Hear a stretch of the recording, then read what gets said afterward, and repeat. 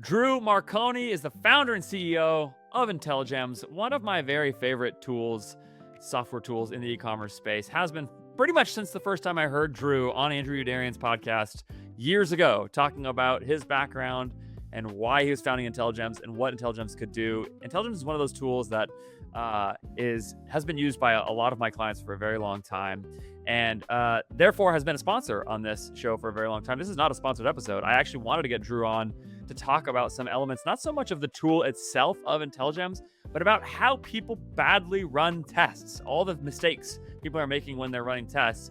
I see some of them because most of my clients are running Intelligems, and so I see a lot of tests come through. Now, most of my clients are doing great tests, of course, but I still see and hear chatter about all kinds of results that are done poorly. So if you have any kind of testing cadence in your business where you are running split tests of any kind, whether they're incrementality tests or split tests on your website or whatever, this episode is for you. I want to think a little bit methodologically about how you get great results from your split tests. And I thought, who better to do that with than the guy who sees probably more split tests than anybody around. That is Drew Marconi.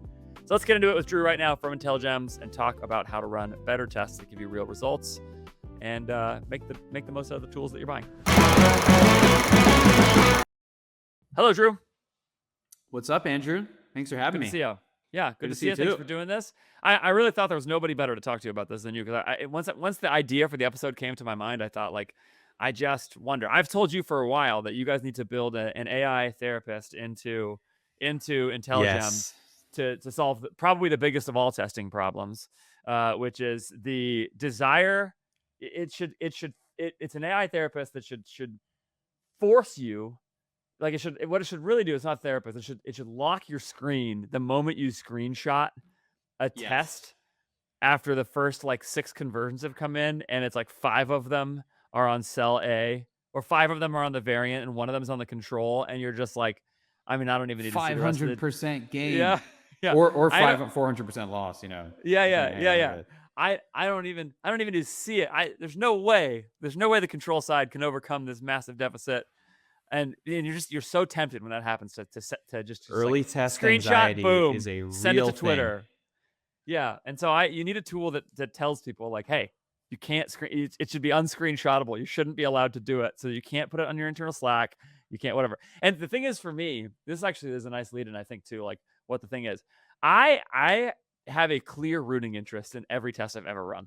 Yeah. I am so deeply biased, and it's because I launch a test or whatever, and I'm like, oh, this is gonna work. I'm gonna talk to the customer this way. Your self-worth is on the line. That's right. Yeah. So anyway, so solve that. Get rid of make it so that people can't screenshot their tiny test results. Can you guys solve the therapist is for when your group is losing early on. And it's like, hey, let's manage this anxiety a bit. Like, give it a couple days. Yeah. Okay. Can I tell you, here's the actual thing that triggered this episode for me. So I want to start here. I'm actually curious broadly what bad testing methods you guys see and hear from people as you talk to customers. But the thing that I actually noticed first that really made me think about this was I was thinking about the concept of replicability. What I was actually thinking about was the replication crisis in academic literature, which is a real thing that people may or may not know about, is the idea that sort of people create these, various tests, scientific looking conclusions. Right. But if you know anything about that literature, what happens is that many tests never actually get replicated or cannot be replicated. And therefore, this result that looks really strong in some paper in some journal somewhere that got picked up by the New York Times to tell you why the thing you ate is definitely going to kill you, or why the thing you ate is definitely going to add 20 years to your life or whatever. Or why, what makes you a good or bad parent based on these things that you did, or whatever, right? Or red wine and chocolate is good for you and bad for you, or good for you then bad for you. Yeah, coffee. Yeah, right. All of these things. But the problem is that in many of those tests, they either cannot replicate the result or not. And I think the same thing is almost certainly happening in people's website split tests, which is that they run a test, they see a result, they maybe see a big result, and they never think to replicate the test.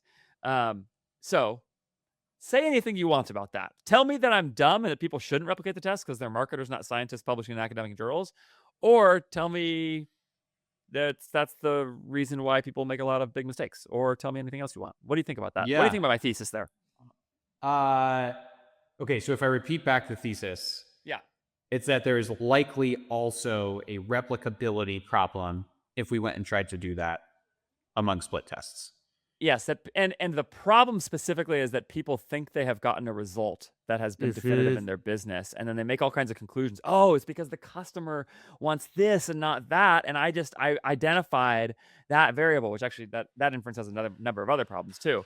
But because of that, but actually the result just was probably biased towards stat sig or something like that, and for whatever reason, especially if it's a really important thing in their business, like, again, you guys can, a lot of people test price or something like that. They make the change and they never replicate it, and therefore the result is actually not real. And if they were to try to replicate it, they wouldn't be able to. That's the idea to me. Great. I think there's a lot there, and I think there's a lot of cases in which you're probably right. I also don't know if that's necessarily a bad thing, but like it kind of depends on the type of test. So, I don't know. I just wrote down a bunch of things so we can, because I could go on for this for like 2 hours and Great. want to stay vaguely organized. Number one, I think we should talk about like different test types that probably have different bars of replicability you should have. Two, I want to talk about statistical significance and a trade-off versus speed. So there is a replicability versus speed consideration, which we can talk about like overall testing programs. Yep. You mentioned an interesting thing there, which is like the stories around test results that we tell ourselves, which I think is a really powerful concept that can be used wisely or poorly, because data alone doesn't tell you a story. Like how testing works in organizations. So great. Let's talk about replicability, right? You may go into Intelligems and you see this group has a 90% probability to be best. That's how we reflect it. It's a Bayesian analysis that says, hey, based off priors and what we've seen so far, what's the confidence level that this group is better? It's actually a different concept than what we all learned in high school, which was the 95% confidence interval. Like, oh, there's a 95% chance we're in here. This is, hey, we're just like weighing the probability that this group is to the right or above group B on conversion or on revenue per visitor, on profit per visitor, whatever. We're gonna run into my own limitations here, but let me try to clarify that point, because I think this is important. Are you saying that Intelligems is not set up to give you essentially an RCT style, like it's not a p-value, not a p-value reading, right? What it actually is a Bayesian probability that your test is right. We are looking at it's probably not a great whiteboard format, but I'll verbalize as I go. So let's say that, we're looking at what is the true conversion rate values, and we're often looking at profit per visitor, which gets more complicated. But like we've observed a bunch of claims for group A, which are binary conversions, and a bunch of points for group B, and both of those create some curve, some cloud of possibilities of where the true conversion rate should be, right? So we've only been running this for a couple of days. We've seen these or AOV, you could imagine, would be a distribution like this. And so what we're looking at, as you get more data, the cloud of possibilities constricts, right? It's like, I have 100,000 data points. I'm pretty sure what the average is going to be. If we're running off 5, like, okay, yeah, we know that we're on Mars and not Earth, but like, it could be anywhere on this planet. Yep. And with a Bayesian approach, what you're basically doing is you're taking these different samples, control, group A, group B, and you're mapping those clouds against one another. And you're saying, what's the percent overlap? So like, in this case, we actually had 2 pretty defined clapboards. Like, these clouds are pretty far apart. There's some overlap, but like that overlap only represents 5% of the time. So in that case, we are like 95% confident that this group on the right is better. Now, that doesn't tell you how much better, right? That's a separate. I feel like I'm going deep in the weeds here already. That's great. That's great. We're saying that it's 95% likely that new group one is to the right is a higher number than control. That does not necessarily tell you, is it 1% better? Is it 5% better? And that's where you then have an interval of like possible outcomes. So when you run a test for longer, you're gaining two things. You're gaining more confidence in what is likely to be best. And that is like, you get there faster, right? Because we're monitoring. Just A or B. So forget how much better or not it is. You just have you're more likely to have a winner and a loser. Exactly. And now this is, and I think I'm anticipating what you're about to say, but this is another thing I see people do all the time, which is sell B, the variant beat the control, and it had a 20% lift in profit per visitor, and so they interpret that to mean I am now going to get 20% more profit for every visitor. But I believe what you are about to say is actually no. The only confidence we have so far is that at that 95% level or whatever, that the variant wins, but you don't actually know by how much. Yeah, because I mean, there's the control group, the true value could be in its own range. Yeah. The winning group, it could be in its own range. So like you could be 90% confidence better, but actually have like, we don't know whether it's a 0.1% improvement or a 10% improvement. And when you run it longer, again, we're constricting these clouds of possibilities. They're getting tighter, which gives us a better read on what to actually expect after the test one. And so to repeat the point you made, there's replicability of would this win again? Easier to get to. The replicability of like, it says 20% better. Is that what I should believe? Well, it's not going to be replicable if you didn't wait to tighten that window, because that window could be 1 to 20. So I'll pause there. But like, that is kind of probability to be best is truly just like, what is the odds that it is the best of the options? And you can also do pairwise. So if you're testing 3 groups, it's like, well, I know that B is 90% more likely to be better than control. I know C is 90% more likely to be control, but it's actually kind of a toss-up between B and C.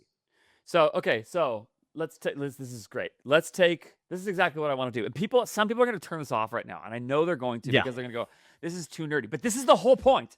The whole point 2x. Exactly. No, exactly. It's because people just want an answer. But what I think is, part of what motivated me to think about this is like, if I want actual long-term benefit for my business, I have to think a little more carefully. And I think there is in the emphasis on speed, there is sometimes an unwillingness to go like, I don't know, almost like, why do I need to go that fast? Why can't I wait for 2 more weeks and get a better result in this test and learn a little more deeply and critically have more confidence in whatever I learned? Wouldn't that actually be better for my business? Now, I don't want to put words in your mouth, but what you believe here, because sort of when I'm talking theoretically like this, of course that could be true. Like you can sort of say like, yeah, of course that could be true. But you also may have plenty of examples to where you say, actually, screw it. Like take the example and pile up more tests, you know? But I just think that like there's sort of this danger here, which is that so many tests are done so poorly that actually people are not really learning. And the biggest danger is what I would call negative transfer, which is where you like believe a test and you're actually wrong. It's actually telling you information that, or you misinterpret it, and it's actually you actually push the wrong cell forward, and now you actually hurt your business by running the test. So anyway, let's just to wrap up the example you gave earlier. The solution, it sounds like, to get more confidence in the actual percentage difference is more time and more results typically. So not only do I know a winner or a loser, but also like how much better or worse it is. Do you think the solution to that is more time or not? It's always going to be more time. We don't recommend, I mean, like, this is where it gets tough as a software provider and not a services provider. Like, I can't force behavior through the app. Right. If we were doing this ourselves, tests would run 2 weeks. Always. Even if you have enough data in the first 2 weeks, we would hold, because there is value in getting a representation. Like, early data is extremely noisy. We have some analysis on this, and like, it takes time to dial in. And like, we could say, oh, wow, it's 5 to 1. He's actually quite confident. Like, the other thing is early in tests, there's actually a sampling bias. The people who are more likely to see your test first are people who are on your site more frequently. That means probably people who are in the middle of the buying journey, people who are returning customers, versus, okay, there's a steady drip of cold people coming in each day. So like there is fundamentally the sampling, when you look at a test after 3 days, it is a different representation of the group than after you look at 2 weeks. And like you may be starting a test on a Wednesday, and Wednesday, Thursday, Friday behavior is going to be very different than Saturday, Sunday.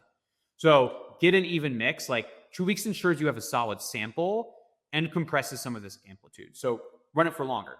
That said, this is always a confusing topic for people. It may be that the test just doesn't make a difference. So if you're still seeing it at like 50%, 51, 45, and we give you kind of like, we call it the ESPN chart, like the probability as it changes throughout the game, throughout the test, if that's bouncing around the middle, you're not going to find it. It's just like, okay, this doesn't really make a difference. Like conversion rate went up, but AOV went down. It kind of nets out. So there is like a little bit, you can ask our agent in the app whether you should run it for longer, but like oftentimes it's just, hey, this isn't going to create a change. Shut it down. Just like pick which one is better for your business. And that, I mean, we could talk about that, but there's a whole art to like, if these two things were tied, what would you pick?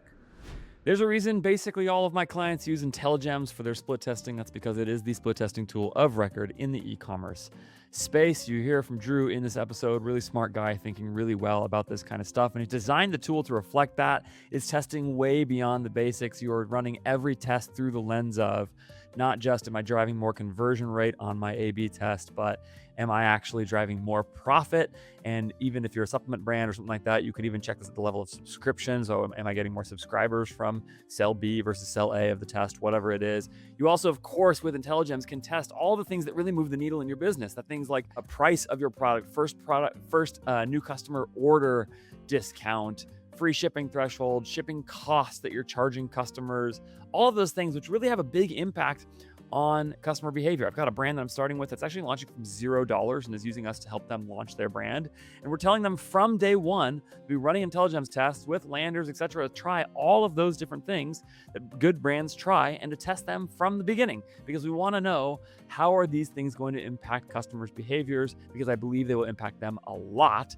And of course, we want to know how they will work at the level of profit. So Intelligems just is one of those tools that if you're a growing e-commerce brand and you're serious about performance marketing, you should have it. You should install it. It's very fast and easy to install. And with my code Ferris20, you get 20% off your first 3 months. So you can test it and try it out for yourself. Ferris20, F-A-R-I-S 20.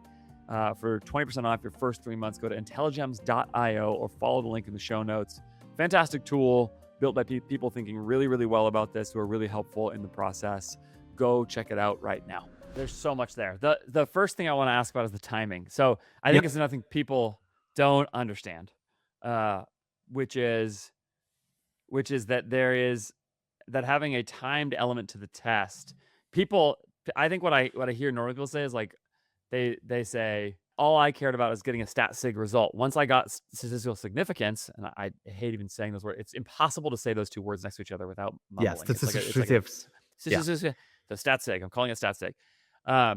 People will say, I got stat sig, so okay, then that means I can trust the result.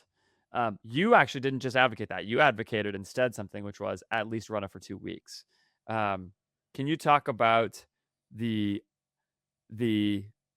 difference between those two approaches, and if maybe it is okay to just go stat sig? Like what do you think? Yeah, I mean, it is important to have a defined period of time upfront that you were going to try to commit to, right? Because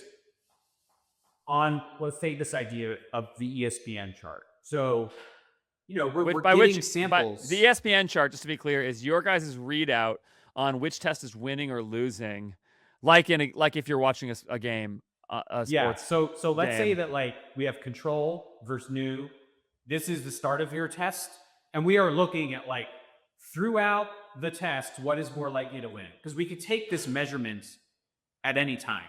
And so early on, you see big swings. Oh, someone scores a touchdown. We got five 5 orders on the first group in the first day, and like that chart is going to be all over the map. Like someone scores a touchdown and there's a pick six. All of a sudden, we went from like 80% likely to win to 30% likely to lose.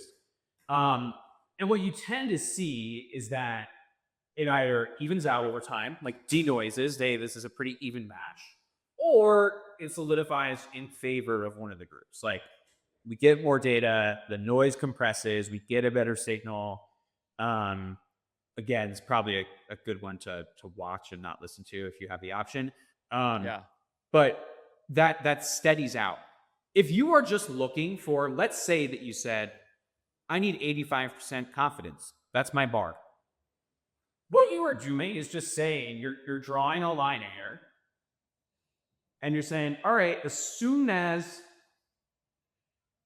anything crosses that 85% threshold, I'm just ending the test. That is the equivalent of I'm just looking for 85%. Yes. But like that can be really early on when we are still in a very high noise, high amplitude environment. Yes. It's the same as p hacking, which is the problem with a bunch of these like academic papers, which is like, I'm just gonna like cut the data until I get like a p value that fits with what I want. Yes. So, it is important to decide up front what level of confidence am I comfortable with, because that is a real consideration.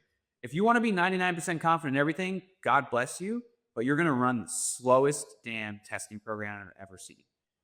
If you want to be 70% confident and solve for speed, also totally legitimate. Like you'll be able to get a lot more reps in, and potentially that's very valuable for your business. And this is where like types of test matters, where you talk strategy. Yeah. So you should have a perspective on how confident do I want to be, and we can talk about that. Yeah. You also need to have a perspective on how long do I need to run this test to get a minimum detectable effect. Like there's people who've written about this much better than me, and you should look up like minimum detectable effect and length of test to find great content on that.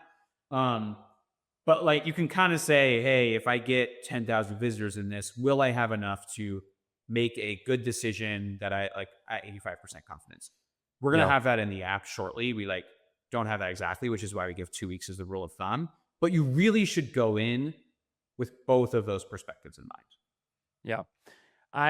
And the time element, just to come back to that, so it does a couple things. One of them is it sort of resists the p hacking problem, but also and that is a really big problem. We kind of went over that fast, but for me, like I joked about it in the beginning, but I have so much bias going into these tests. The first hour, 5 versus 1. Wow, we're going to 5x the business. Yeah, right. And I have so much bias going in that like I am so tempted, like when I see it move that way. And then you actually add in things like my bias towards my boss or client or whatever it is, and it's like, well, if I can go put in front of them, like this outcome. But the knowledge is the prize at the end of the day here. That's the actual treasure at the end of the rainbow. Is like you truthfully answering the question is that's like right. what That we're is trying to do. So valuable. So this is part of why I'm advocating. This is why I wanted to have you on, is to advocate for like the idea of get more robust, reliable results, because maybe there's actually a go slow to go fast thing here, where it's like, where again, I'm not saying 99% confidence. I agree with you. That's probably over the top and it's going to be really slow. But there's some level here at which I would say, if you can pile up a bunch of things that you really have great knowledge of, and also that's in an environment where most likely, actually probably lots and lots, if not most tests, and I'm curious what you'd say about this, will actually have no result. Like a lot of tests will show no difference, or just very minimum difference. Then that's actually the giant win. And if you can pile up, I mean, I would even think like if you could get 6 great results in a year, 6 results where you were like really confident and they were well constructed tests and they really moved the needle on important things in your business, that for me would be like a pretty big win. I would be like, man, you could really learn a lot. But here's the problem with that approach, and why I think it needs to be a little more nuanced. 30% of tests win. So you run 6 tests in the year, and 4 of them now. I'm not saying 6 tests. I'm 6 saying wins.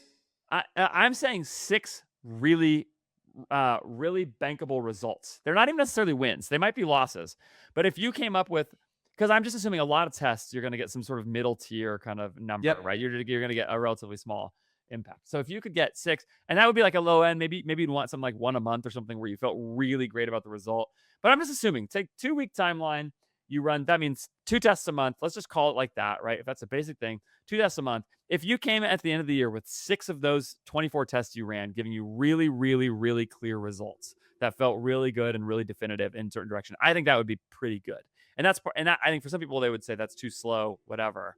Definitely not just 6 tests. You should be running more tests than that. But something like that. I think if you're testing good needle moving things, not just little stuff, but good needle moving things, that strikes me as really good. And that's kind of that's my thought. But I don't know. Maybe Yeah. am I still being too conservative? I think that would be a great outcome. I think if you found 6 really solid needle moving results, like that's pretty great. If each of those are getting even just 1% or 2, like that compounds. Yeah. And it's like extra profit that you can take back into scaling your acquisition, or just taking off the bottom line. I think it's worth calling out that different tests require different levels of precision and science, right? So like what I was playing around with here, again, sorry, not a visual medium, but like if you imagine a 2x2, Oh, it's on YouTube. True. big swings versus more incremental things. A big swing, I'm gonna totally Yes. redo my landing page versus Yes. I'm going to change the customer testimonials on the landing page. Yes. On the incremental Yeah. side. And then kind of like high risk, or like more one-way door, like a little bit harder to reverse. So I'm going to change my prices. Okay, like that is going to flow down to your ERP and probably your marketing. And like, it's one value in Shopify, but there's other considerations before you make that call. Absolutely. Versus low risk. Like, whatever, this doesn't work, and just change it back the next day. It's like one line somewhere. If it's incremental and low risk, just do it probably. Roll it out, see what happens. Or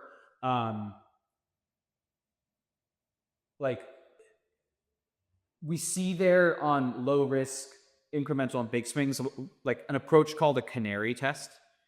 So it's more like, hey, I want to change my my nav. I think we're not set up for like great product discovery. We're going to have more product lines coming out this year. Like, we kind of need to change the nav to set ourselves up better.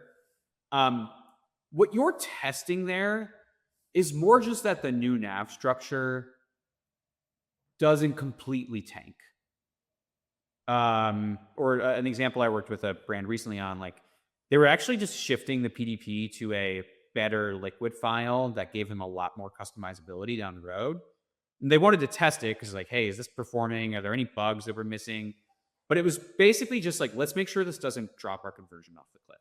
And in those cases, you're not seeking a big win. No. Yeah. You don't need 95% precision. Yeah. You're just trying to be like, can I check the box and make sure that like the canary in the coal mine, like coal mine's not about to collapse, and I can roll with it.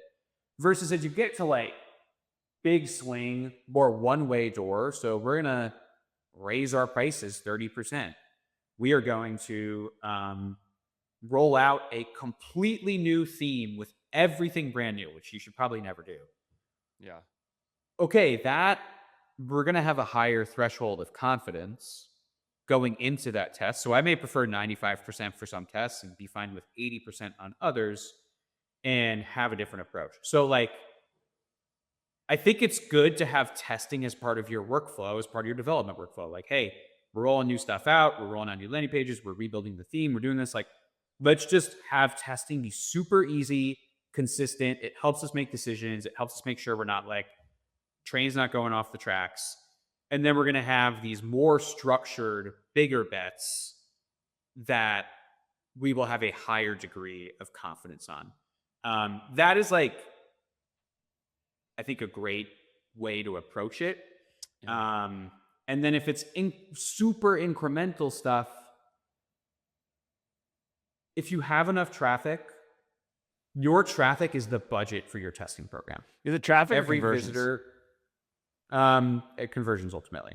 Yeah. Right. So like your conversions are your budget for your tests. Like you can mix tests a little bit, but kind of like each conversion should be its main signal for one test. And so spend that budget wisely. Like, you're thinking of your risk adjusted returns on your testing program. Like, is it better to run a test that has a 20% probability of having 30% uplifts, or a bunch of tests that have like 40% probability that have of having 2% uplift? Yeah. I don't know if I went too deep into extraction there, but I am continuing to hire in the Philippines with my friends at More Staffing. You should be too, because More Staffing gives you an opportunity to connect to the best Filipino talent available for e-commerce. People with deep e-commerce resumes, deep resumes across digital marketing and supply chain and all kinds of areas that are relevant to e-commerce businesses. And More Staffing connects you to those people and understands who to find, how to get them, how to set them up for success in your business, because they were born out of US-based e-commerce businesses that had hired a bunch of Filipino talent. And so they understand the dynamics, the cultural dynamics, the workflow dynamics, all the things required to set both parties up for success. They know how to do it, and they've done it for my business. They will keep doing it for my business. They should be doing it for yours. The value proposition here is actually really, really simple. Your dollars just go a lot farther to getting top of the market talent in the Philippines, a country I should say that has 80 million people, pretty much all of whom grew up speaking English. And your dollars just go a lot farther hiring talent there than they do in the US. And if you are trying to run a business with a lean OpEx and yet maintain great talent, it's just an incredible way to work. I have been so grateful for my experience with Filipino talent in my business and beyond. I expect you to be as well. I just love it. Huge fans of the talent that I've been able to work with. Go check out More Staffing right now. Keep your OpEx lean in your business, even as you add incredible talent. Go open up a search, see what candidates come back for a position that you're hiring for right now. Before you go hire that talent locally, think about whether or not there's a possibility of doing that in the Philippines, or maybe even thinking a little bit proactively about what positions there are there, what positions in your business you can fill. Morestaffing.co/AF is the place to do it. Morestaffing.co/AF. Get started today. I think the point that you're pushing there of generally speaking, trying to conduct, I mean, it sounds like the best test you can conduct is big swing, low risk. That's the ideal test, because you could potentially make a really big impact without it being a one-way door. But yeah, it's like shipping thresholds. Like, yes, do that all day. So easy to change, can make a massive difference for your AOV and therefore your profitability. And like, I'm confused why more people don't test that all the time. I agree. And by the way, here's a little trick on that for the people. This was not original to me. This is told to me and Taylor separately a long time ago, Taylor Holiday, from some smart marketer somewhere. I don't even remember who. When you set your free shipping threshold, don't check your average order value. Check your modal order value, because almost nobody's buying at your average order value. Because what it represents is a wide range of orders, right? If you got a $50 product, but some people buy two, then maybe your average order value turns out to be $80, but nobody is spending $80. So don't set your free shipping threshold at 80, set it at 55 or 60 or whatever, and see if you can get people to go over that line. So anyway, so just when you're thinking about your shipping threshold, you should think that way. It's exactly right. First. Secondly, and people can do that. We just added, if you go to site-wide analytics and order distribution, if you use Intelligems, you can now find the mode and just like launch a test from there. Because I think that point is so easily lost. Yeah. Another one that I would think would fit that actually would be your sort of new customer first purchase offer. There's a little more one-way door there because a lot of times your ads reference your offer or something like that. But like if you're offering 10% off for every new customer, what happens if you go 20? What happens if you go 10% cash back? What happens if you go stack discount? Those kinds of things. Yeah, again, at some point you may have to change some ads around, but that can be another big needle mover. That can be a real profit suck. I always call it Drew Sanaki here. Just piling up the Drews and Andrews here. Drew Sanaki, I've heard him talk about how whenever he used to buy e-commerce businesses, the first thing he would do is go just kill the 10% off for new customers offers, because he just found it was almost entirely a drain on margin. He said it didn't actually push anybody to buy. It just hurt margin. Cannibalized. Yeah. So anyway, that'd be another one that I think would be a good test. Okay. Having said all that, Maybe this is a good chance to jump into the conversation of, are there any other sort of just like high value tests that you think brands ought to run? And if so, give me the framework for how they ought to run them, like the 2 week versus just get a minimum versus whatever. Is there anything else that you see is just like, why doesn't you just mentioned the free shipping threshold. What other ones should people do just like that? Yeah, I mean, there's pricing. I think is still underutilized. Like, it's what we started at as a company, and Yep.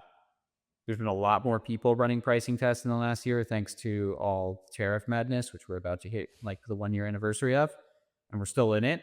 But I just think that should be a pretty like always on practice for folks. There are challenges to changing price, but you can build a process around it. And I find that like if you have someone who owns it, it is just so core to how your customers perceive you, what they buy, why they buy, how your P&L works. So that is a big one. The second thing is, frankly, the welcome offer test. We've seen it actually work well, and there's a trade-off of, you do gather emails. How valuable are those? But we can test that welcome offer, and often you can find ways to, whether through the pop-up, but more often through like the landing page that you're driving people to. Is it a free gift? Is it a buy more, save more? Are we changing the subscription discount? I mean, there's so much depth that you can get to there, and changes immediately help you scale. Yeah. Offers more generally, I mean, we call it offer testing, but there's so many flavors of it. I think people under like this, more relevant in apparel, but like clearance discounting, like you should go get data on that. Can be a very powerful way to go figure out elasticity and like convert to cash faster. Just standard bundles and buy more, save more. Like, forget the new customer offer. Like, often if you get people to put more stuff in the box, the shipping cost is going to be the same. Yep. That helps your total margin on that order. So like, let's Yep. boost the AOV. What can we do on, like, we just launched like upsells on the checkout page, and it's such a no-brainer. Everybody Post-purchase upsells. underrates how much of a margin suck last mile shipping is. Everybody underrates. It's just a huge part. It's often costs more than the product for some brands. Maybe not often, but for some brands, costs more than the product. It's a huge deal.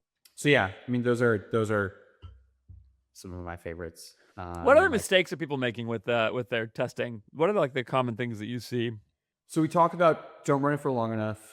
I think we've talked about misinterpreting results, or like having the wrong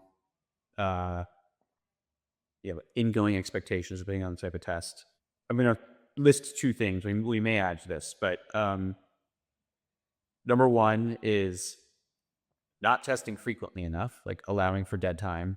And number two is not having a strategy that you were trying to fulfill with your testing program. Let's do those in reverse order, because it makes sense to me that you would want to do the timing of tests on the back end of how you set up your strategy. So let's talk about your strategy first. How do you think about that? Look, some stuff, it's like, if I can like improve conversion on my main new customer landing page, like, go for it. That's good all day. Figure out ways to do it. But like, people will ask me, what's the right price? And I'm talking about price here, but it's relevant to all testing programs. I'm like, well, what is important to the business, right? Like, I can tell you what is margin maximizing today, but are you trying to grow? So are you trying to get as many people in as possible up front? Are you willing to take a loss, or is first order profitability or break even? Do you have a subscription program, in which case we're actually down to take a loss up front? Are you trying to exit in a year or two, in which case we're just juicing the bottom line as much as possible? Or are we trying to introduce new product lines later this year, so we are getting new personas of a particular type that we think we can boost LTV on later? From a technology perspective, are we trying to make the site faster? Are we trying to make other products more discoverable? Like, some things are always good, but I always encourage founders, I'm like, well, what is the biggest rate limiter in your business? Is it finding new customers, finding them efficiently? Is it introducing them to new products to boost LTV? And you can think of rate limiter like technologically, if you think of your site as a product. But like, that should be step zero. what are the unlocks for the business? What are my goals for the year strategically? Okay, how do we go test different unlocks for that? Like the test I mentioned earlier of this new PDP structure was a great, very useful test that if you looked at it from the outside, you'd be like, I don't get it at all. But it helped them validate their entire technical direction for the rest of the year, which let them introduce new products faster, which let them be more relevant to more personas and cross-sell later in the life cycle.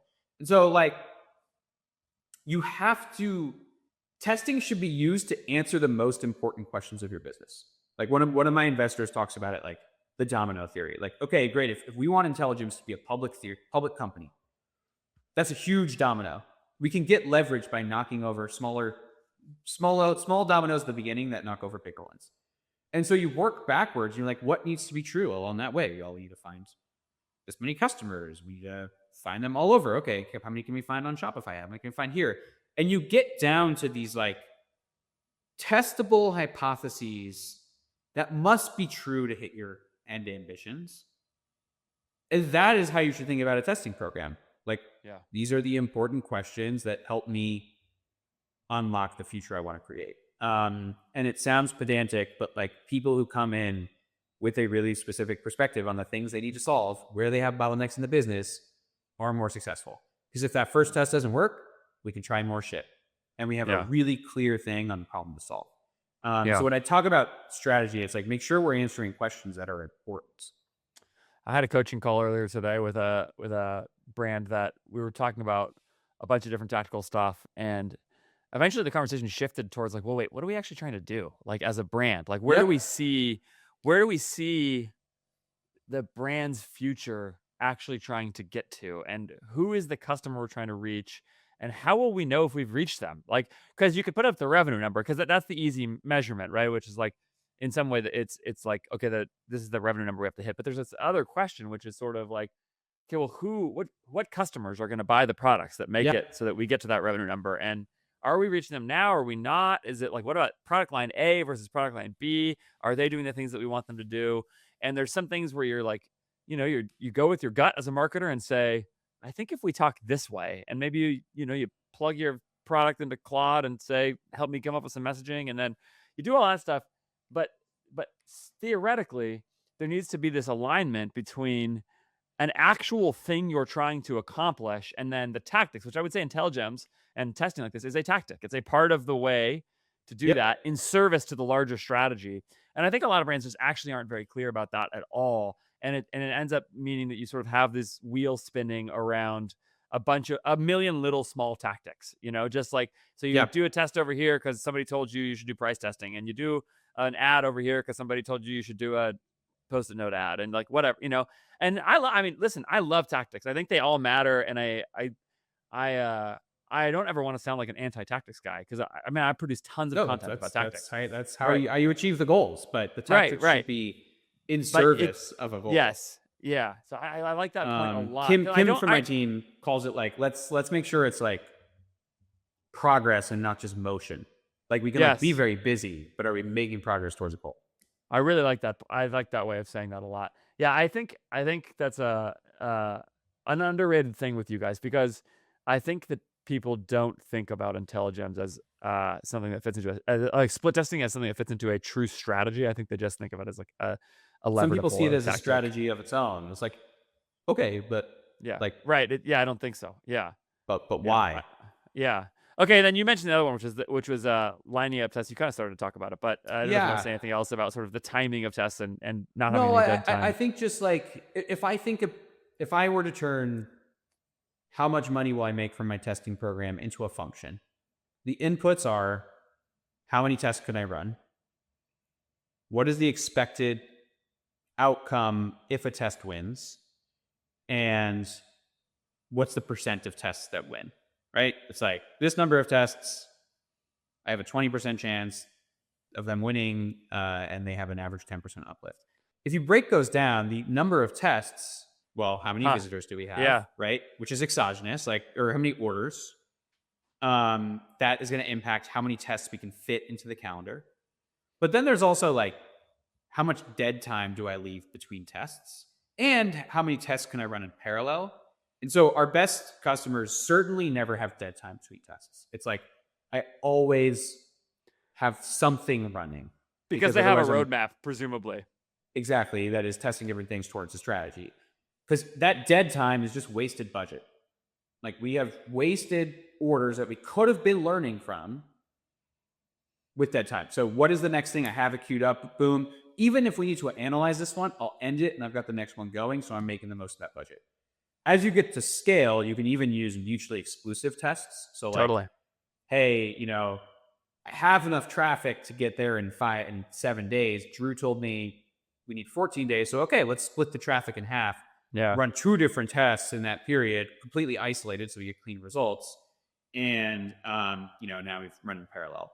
And every time, even if those tests don't win, like, in a good program, 30 to 40% like are winners. We're learning from the ones that didn't win. We're both like not making a bad decision, but that will fuel our hypotheses of what to test next. It loops back to the roadmap. So we start eking up that test win percentage. So, I like that. Maybe breakdown. another way of framing that is that in some ways the easiest variable to manipulate is number of tests. Like it's sort of easier to manipulate that variable than it is the outcome of a given test. So just like and getting you'll more, get a better intuition for what's potentially impactful and how likely are things to win the more you get to practice. organizational focus is so hard. It's just occurring to me that as you're talking, like the thing that would stop somebody from doing this is that somebody has to sit down. They have to have the strategic direction. They have to have the plan. They have to then plan out what the tests are. They have to have somebody whose job it is to execute it. They have to have a reminder. The test ends on this day. Go set the next one. There's a bunch of things you have to do that well, and it's so much easier sounding than it actually is. Yeah. Well, because Drew, what I'm advocating for typically involves different people at the org. Like in a great program, we have the acquisition marketers, the retention marketers, the head of ecom or head of products, potentially merchandising if that's a role, like all using Intelligems towards different purposes, and like it's hard to coordinate. Yeah. Did I not ask you anything that I should have asked you as we wrap up here? Okay, I'll hit on a couple. I didn't cover a couple of the things I wanted to. Rapid fire. Number one, the stories around why your tests work and didn't work are important. If you see a result that's counterintuitive and you cannot put a story on it, like, I would be skeptical of the data. Or, hey, maybe this is 95% confident does mean like 5% of the times it's not correct. Right. And I think we don't do a good job of handicapping that. Of like 1 out of 20 is not that infrequent. It's not never. It's like, you go to.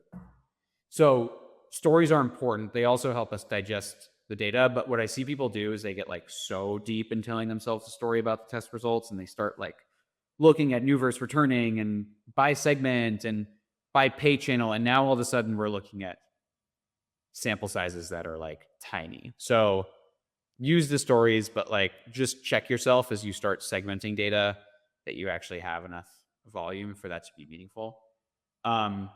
2, I embrace the fact testing is a great organizational tool, right? Like maybe we're not surprised by the results, but it helps us get to a decision. And that's a good organizational focus is hard. I mean, the way we initially started testing was at my last company. The CEO was super skeptical just from an intuitive basis, and he had great intuition for the business of a bunch of changes. And it was like we had to test things to get decisions through. And that created very good discipline on the team. But it was also very helpful for me as a decision making and political, not in a bad way, tool to drive pace of decision making. So we're not just stuck in abstract debates forever. That's actually part of what I meant earlier by saying 6 really reliable tests in a year is it's possible that those tests actually are losers, but they confirm really clearly the answer for exactly the reason that you said. This thing we've been talking about for 2 years, we can just put to bed.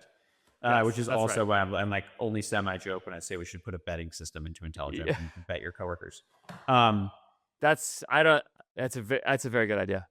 Yeah, just Yeah. sell some scores. The last thing I'll say is like all of this is potentially upended by agentic optimization. And so if brands want to talk about that, I would love to, but like there's both the agent can be embedded with the expertise around the statistical knowledge. And like we've already Yeah. started on the path, you can find it in the app. But it can also undertake a lot of the effort that it takes to run tests, but from hypothesis building to code writing to the analysis. And like, I don't know, it's going to have very interesting implications. One example, actually, I think a lot of the stuff in the incremental box, incremental low risk, like, hey, we're going to personalize every landing page depending on what Klaviyo segment someone is in. It's not worth doing if someone has to go sit there and rip through 50 / like someone just doesn't want to do that. A machine will happily make those personalizations. Yes. And okay, Yeah. maybe a 0.2% gain is not worth doing for a person, but if a machine can do that 20 times, all of a sudden now we're at, like potentially a 4% gain, we lose a little bit, and like stacking up some of these incremental wins may make more sense in a world where effort is cheaper. So we're thinking about it a lot, have a lot of like product. I mean, we're just trying to jam with folks who are doing cool things. All this is going to be quite different in a few years. Intelligems.io is the place to go get Intelligems yourself if you want to run some of these tests. And because you guys are a sponsor of this, Ferris 20 for 20% off your first 3 months. Thanks, Drew. Appreciate this a lot. Thanks, Andrew. Big thanks to Drew for doing that episode.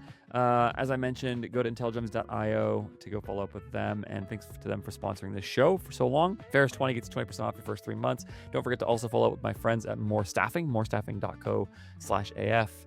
A huge fan of More Staffing. And yeah, grateful to both of them for sponsoring the show. For everything I'm doing, you can go to ajfgrowth.com. And if you are interested in working with me and my team, you should fill out the intake form there. Tell me a little bit about your business so I can understand better what you're looking for, whether or not we are the right fit. I might have a recommendation for you, even if we're not. So it's worth just a couple seconds to tell me about your business so I can learn about it. And we can see what the possibilities are. Of course, you should subscribe wherever you're watching or listening. You should comment with any questions, any thoughts you have. I read and interact with all of those. So go do that right now. Huge thanks to you for listening, to watching. I'll see you next time.